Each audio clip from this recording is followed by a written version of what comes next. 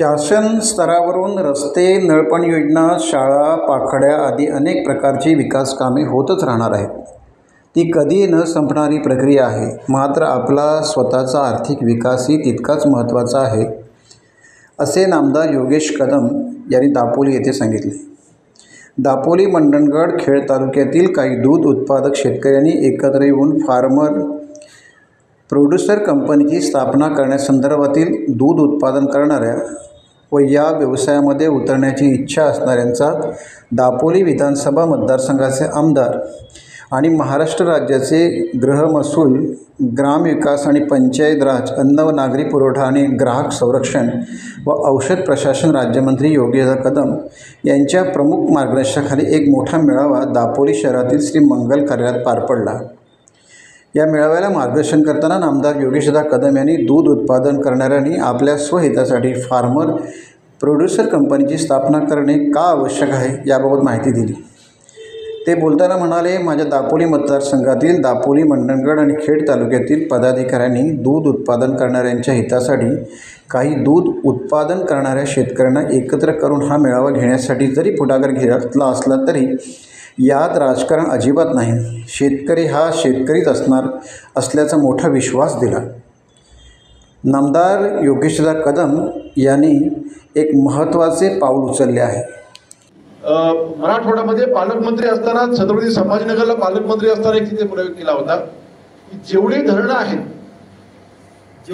आहेत सुनीता सगळ्या धरणांच्या ओलीत क्षेत्रामध्ये बांधणी तिथे चारा उत्पादन करायला लावला आणि कलेक्टरांना सांगून डीपीडीसी मध्ये त्याला निधी दिला. जेवढी धरणं आहेत त्याचं जेवढं उडी क्षेत्र सोडून ओली क्षेत्र जे असतं ते धरणाच्या अखत्यारीमध्ये असतं, जे लोकपाट बंधारा आणि पाटबंधारा विभागाच्या अखत्यारीमध्ये असतं, त्या भागामध्ये बांधणी तिथे ओला चाराचे उत्पादन घ्यायला लावलं, म्हणजे ओला चारा तिथे लागवड करायला लावली. जो सगळा चारा ओला चारा, कारण तिथे 12 महिने पाणी आहे आणि ते ओली क्षेत्र आहे, ते कुठलाही शेतकरी वापरत नाही त्या क्षेत्रामध्ये जलसंपदा विभाग कुठला तिथे काम करत, असंच पडीक आहे. त्या ओली क्षेत्रामध्ये जे सरकारी क्षेत्र जे आहे त्या सरकारी क्षेत्रामध्ये ओला चारा तिथे घ्यायला लावला. ह्या प्रयोग आपण देखील करू शकतो ना, कारण आज आमदार म्हणून फक्त रस्ते, नळपाणीपर्यंत मी सीमित नाही राहिलोय. सर्वप्रथम आपल्या मतदारसंघामधलं पाण्याचा साठा वाढला पाहिजे, ह्यासाठी सगळ्या धरणांची कामं अगोदर मी चालू करायला लावली.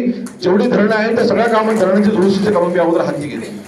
पाणीच नसेल तर पुढचा आपण काय चर्चा करून उपयोग आहे?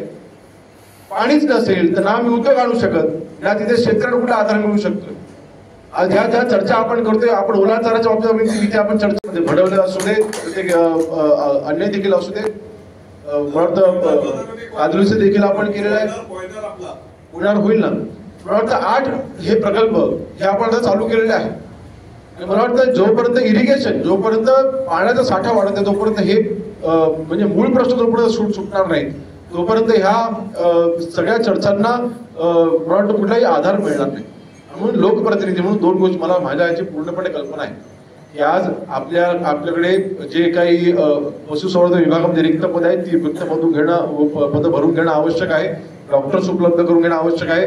इथे दवाखान्यामध्ये सोनोग्राफी मशीन असली पाहिजे, एक्सरे असले पाहिजे. ह्या तर बेसिक रिक्वायरमेंट आहेत, या बेसिक मागण्या आहेत, या पूर्ण झाल्या पाहिजेत. ह्यासाठी तुमचं कॉर्डिनेशन देखील लोकप्रतिनिधींची असलं पाहिजे, बरोबर. आपण अशा बैठकांमध्येच भेटतो, कार्यक्रमामध्येच फक्त भेटतो, आपल्यामधलं कॉर्डिनेशन नाही. आम्हीच बोलायला पाहिजे असंही जरुरी नाही.